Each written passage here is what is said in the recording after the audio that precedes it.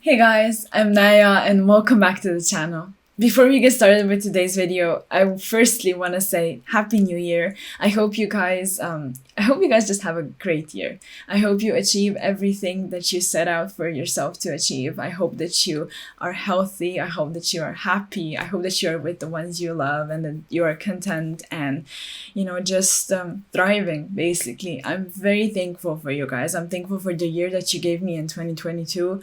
It was insane, the amount of support I received, the amount of encouragement and just kind words and just appreciation for the work that I do, that it's almost unimaginable to me. And I just want us to continue with this journey in 2023. I'm so excited for everything that's going to happen with the channel, and I'm thankful for you guys, because without you I wouldn't be where I'm at today. And I'm just glad that you're here. So yeah, for today's video, we're gonna start the year off with a tier list. I know you guys like tier lists. I like making them. So let's just go ahead and start with a chill video. The format is like kind of stale, but still, I think that some things are always going to be changing, and we can still talk about those things. And I just figured, why not start with the staples? So yeah, we're gonna cover the most I guess basic one, the most used ones.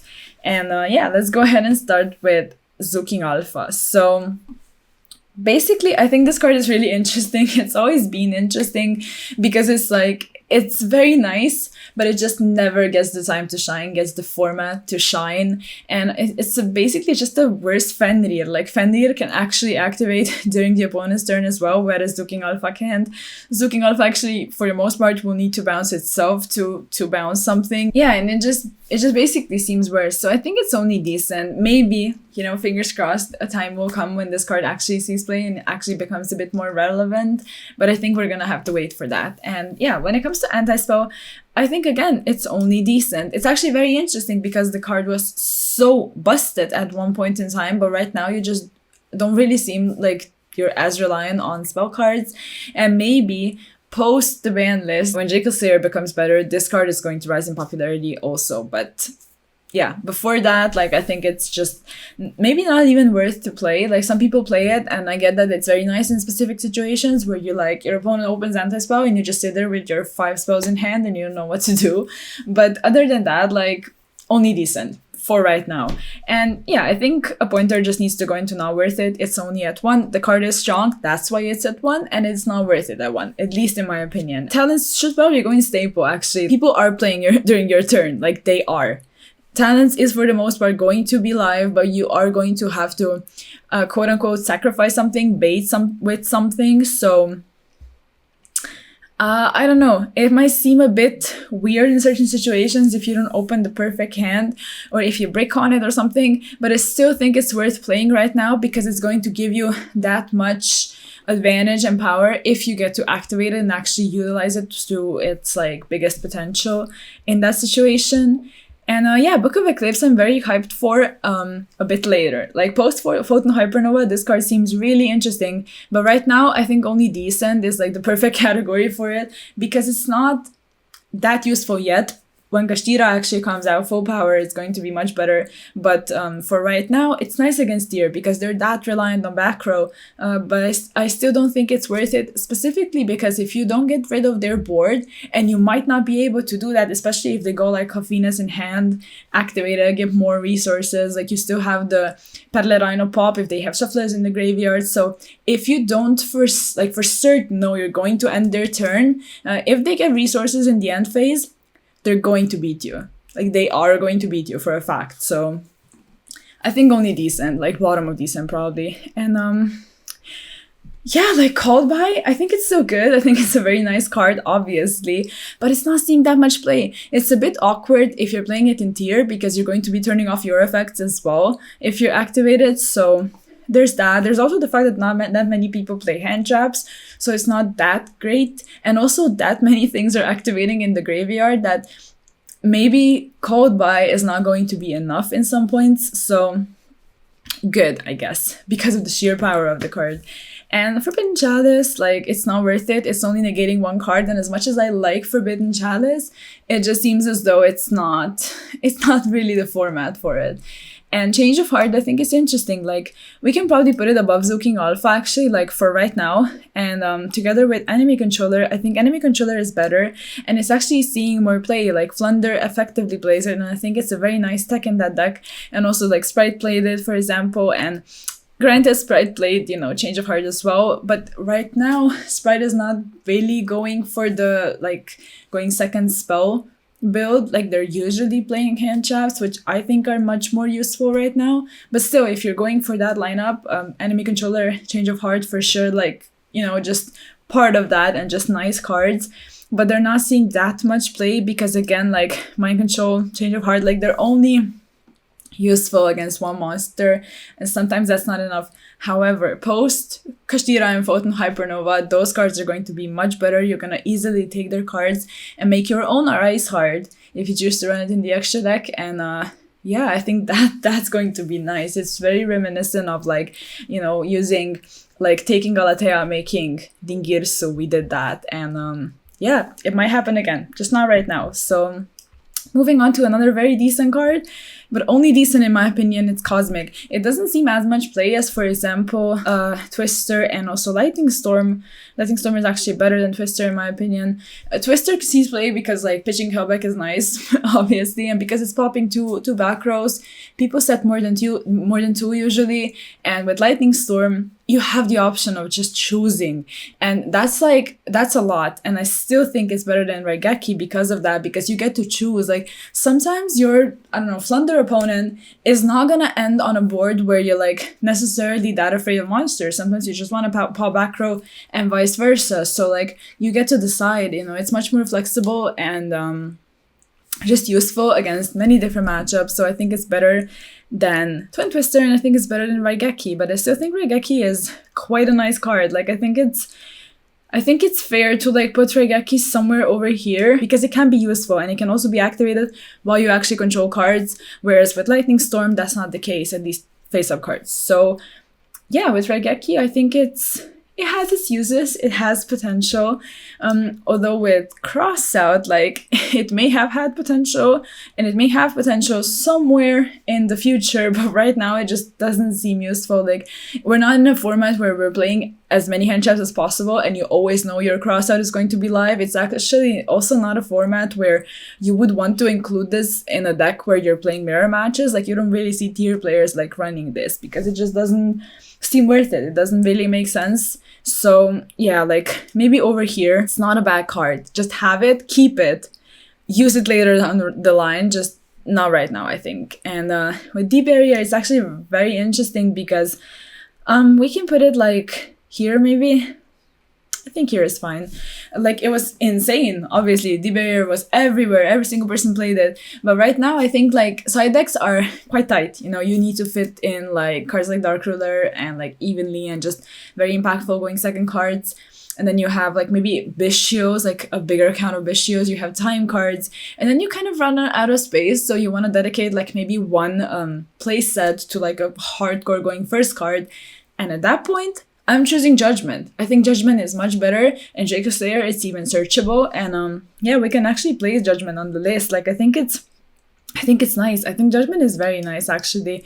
And yeah, Barrier just doesn't, there's no space for it anymore. And also, now there goes the second argument, which probably is a bit more important, actually. Like, Barrier is just not enough. Like, maybe against, like, Sprite, sometimes it's not bad against, like, specific matchups, but against tier specifically, like, sometimes calling Fusion is not enough. And as scary as that is, like, you probably can't play the Barrier because it's not going to do enough. So yeah, then we have Dark Hole, which, like, it's fine, you know, it's an okay card, but it was better before when you were, like, turning off Mystic Mime with the help of Dark Hole, sorry.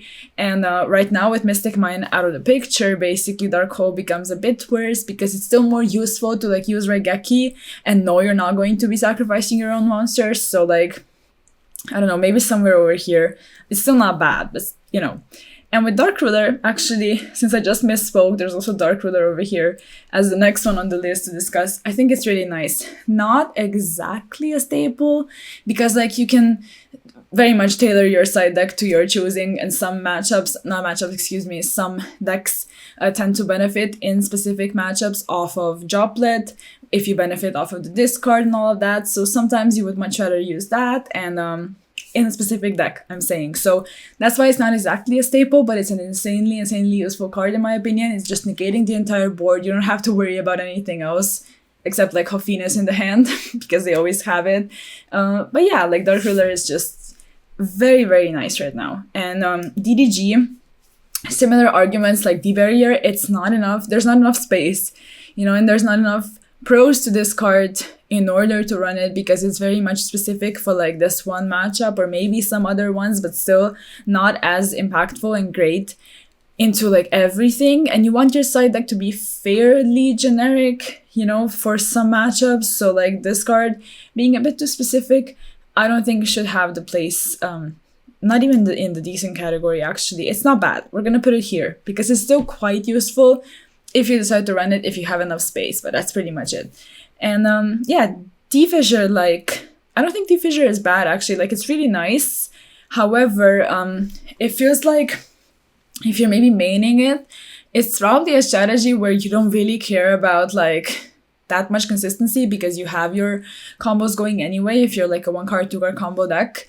Because those kinds of cards, I wanted to say, just feel very bricky to me and just hurt consistency because they're not engine, they're not benefiting you, they're just stunning the opponent. And it's not even like interacting with them in a way where like you're throwing hand traps at them and stopping their plays, but you need to, like, if you're going second, just wait and then activate it, which doesn't feel that great. Going first, you're like relying on sacking it basically, and like, I don't know, I'm iffy on this card. I don't think it's that bad, but I also don't think it's that great. So yeah, we can place it like over here maybe. And Droplet that I actually mentioned before, like sometimes you would want to use it, but it's not that often because you don't really, not a lot of decks benefit from the cost. And sometimes the cost hurts you to the point where you don't have enough cards to actually play. So like maybe next to Enemy Controller, like quite high. It's not a bad card, but yeah, not that useful right now, like in comparison to Dark Ruler maybe. Evenly on the other hand, like I think it's very nice. We can like place it over here. There's Crime obviously as an Omni Negate in Tier Element, but if you're using Evenly and you're like baiting it, baiting the Crime, I wanted to say, and then slapping Evenly on the field, you're probably winning. Or if you're trading the 1-for-1 negate with Evenly, like forcing it and then playing, you can do whatever you want obviously and whatever you feel like is necessary in the situation. But what my point is, and what I'm trying to talk about is the fact that sometimes it's enough to trade with a negate if a card is as powerful as Evenly.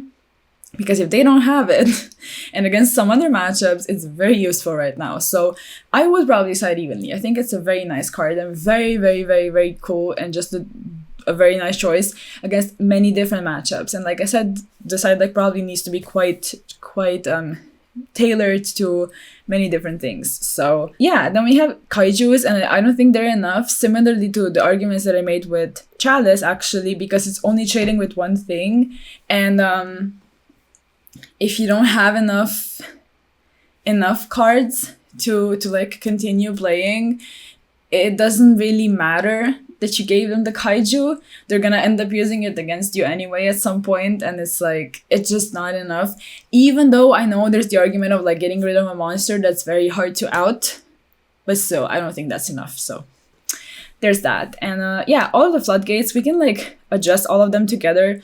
Let me just throw in like the rivalry and the goes in together actually. Like I think they're quite similar in comparison. One is good against some decks, one is good against other decks. And also like, you know, maybe with Flunder, that's a good comparison. Or like, what else? Like even Tier to an extent. Like sometimes you're locked into this weird type or attribute and you just don't know what to do with yourself. And then other times you don't really care about the floodgates being face up, because Tier can actually utilize there can be only one as well. So like, that being the third one on our list of like staple floodgates, I think it's like this. I think that's the order, because like sometimes a deck is going to benefit off of running a card like Rivalry, maybe like Sword Soul or something like that.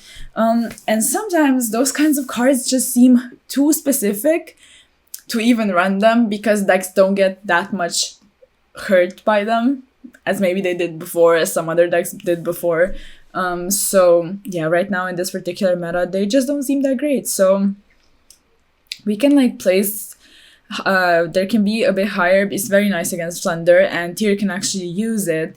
So yeah, maybe over here, and then we can like place the other floodgates next to it. Some people still play them, and you know, that's fine. That's up to them. So let's just place it that way. And Harpies, like, I think it's nice. I think our Harpies is just a really nice card.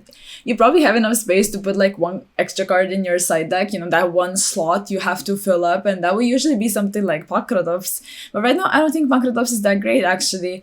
But Harpies is, you know, you're just getting rid of everything on the field that would probably hurt you at some point in time. It's just very useful, and I like it. So yeah, moving on to IDP. I don't think IDP is useful. We can like place it here, I guess.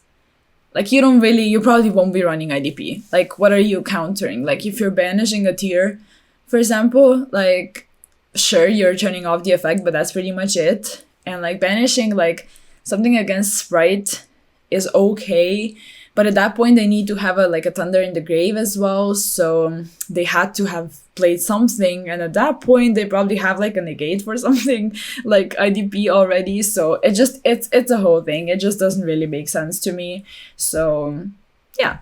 And then we have Fenrir. I think Fenrir is nice, but it's like it should probably go like here. It's a tiny bit weird, you know, because it is like has this specific condition of activating where like you need to rely on either your opponent doing something or you successfully attacking and activating the effect, which is not always going to be the case. It's activating on resolution, so sometimes it's not even there anymore to like actually trigger if you get hit by something like Nibiru, for example. So like it's a bit weird. It's a very strong card. I like it a lot. You know, when I was like testing with it, I was just mind blown at how much it did for me.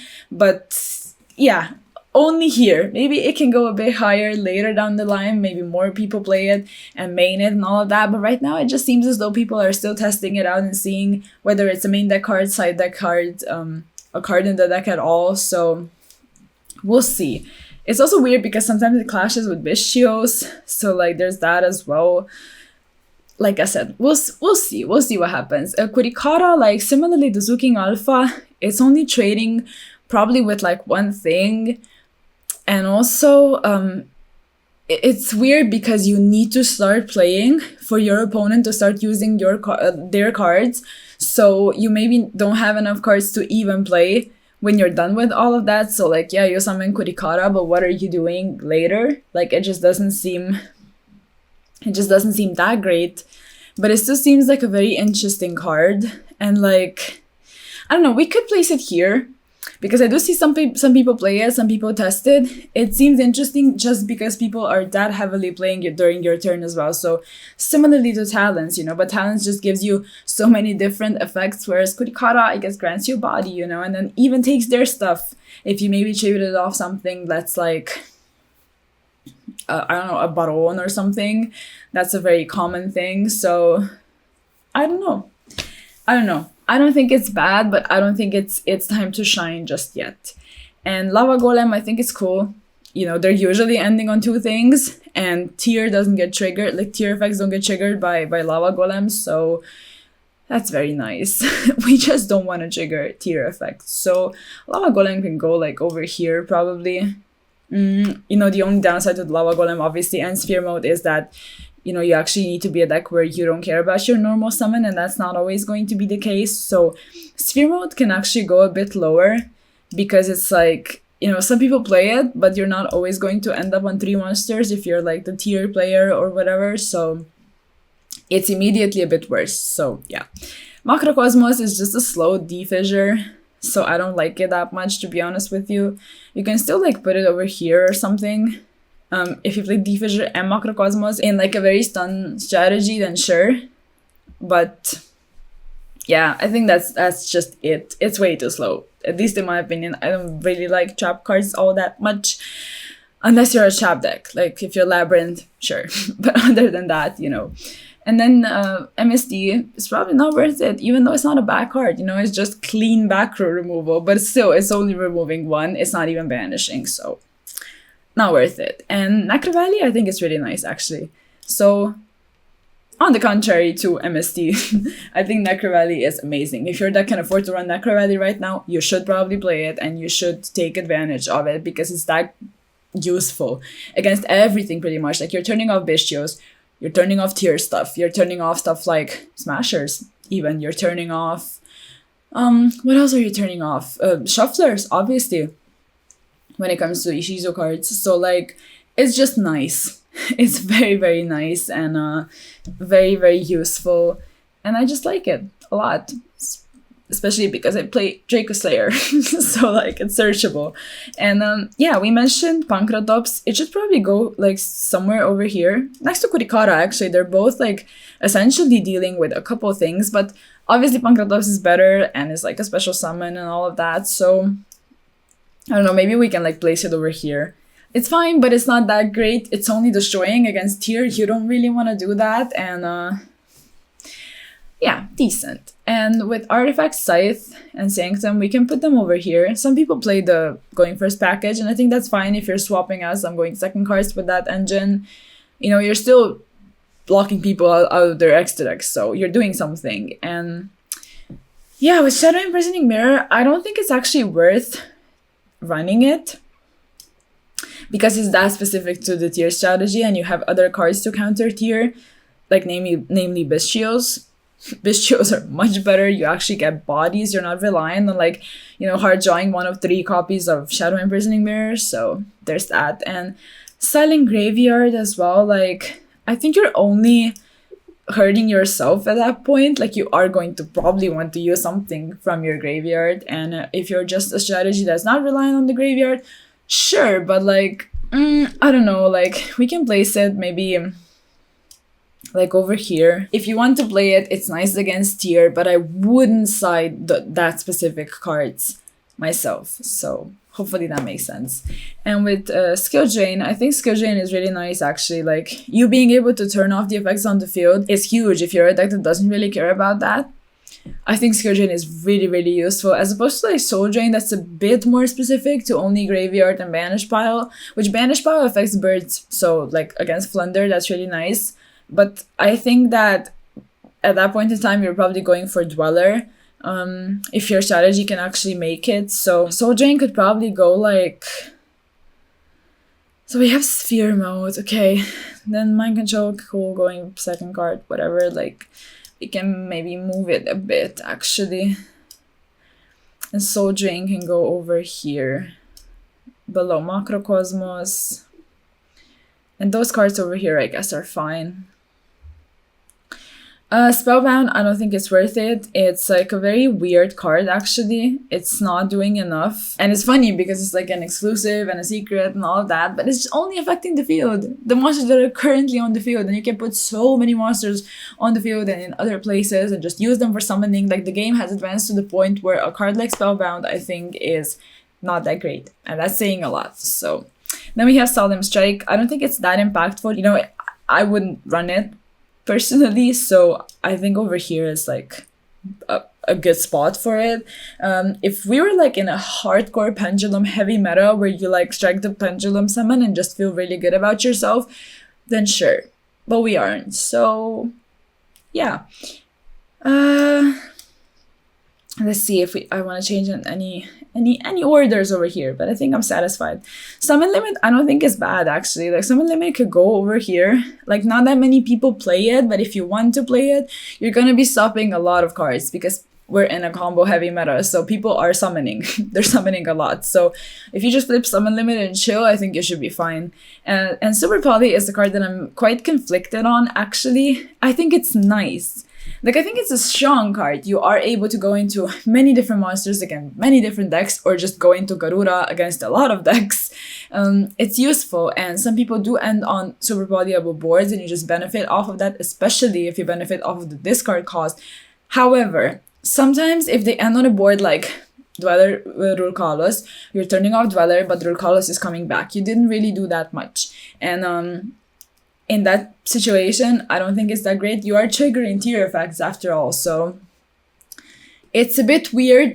And yeah, like I said, you know, I'm quite indecisive on this card, but I do see its power and potential. So Swords of Concealing Light are very interesting because they're actually so useful, and it's like a card that almost came out of nowhere as like a tech card, but it's nice against tier, it's nice against Slender, and it's just yeah, I think it's a card worth running, pretty much. I think it's really nice, actually. I like it a lot, and we can place it quite high, and we'll see how it goes moving forward. We'll see how many people actually decide to run it. I think it's useful. I think it's nice. And yeah, Ultimate Slayer, honestly, like, I'm gonna put it in not worth it. You're only trading with one thing going second, and you need to be like, unless you unless you draw multiple copies, because it's not once per turn, but you need to be giving up so many extra deck slots, even main deck slots, if you're going up against the link heavy strategy and you want to side in not side in, like maybe you're maining it, but at that point, I don't know. I don't think you should be. So if you're going for the Evo Twin Link and then you have the brick in the main deck as well, and it's like, it's not that great right now, but again, similarly to Cross Out, a card that's worth looking into and using at some point in time, but that point in time is just not right now. So then we have Zombie World, and I think Zombie World should go quite high, actually. Like, you need to respect Flunder, and yeah, I think over here is actually fine. Like, Flunder is everywhere. You need to be prepared for it if you can go for like Necroville Banshee going into Zombie World. If you just have a Terraforming and a field spell reliant deck with like set rotation, even that's even better, or like Jacob Slayer where it can search field spells, like just play Zombie World. It's free. It's literally free, and you just deal with Flunder, which is great. So yeah, I'm satisfied with this list. I think like some cards I'm iffy on. I think I should, moving forward, probably change the tiers, because I want to make a tier of like, you know, potential maybe, or like, you know, I'm indecisive on those cards, or like something like that, so we can better rank those cards, because like some of them just feel like you don't really know what's going to happen, which direction you're going to move into when it comes to playing those cards. Like, we are going to move into as a community, actually, like what people are going to start doing and all of that. Like, I don't know. We'll see, but I'm excited to see all of that. So let me know what you guys think. If you liked it, of course, like it. And again, I want to thank you guys for the amazing year, and I wish you all the best in the future. And of course, come back to the channel if you want, and like the video if you liked it. Sub and check out all the social media, and I'll see you guys in the next one. Bye.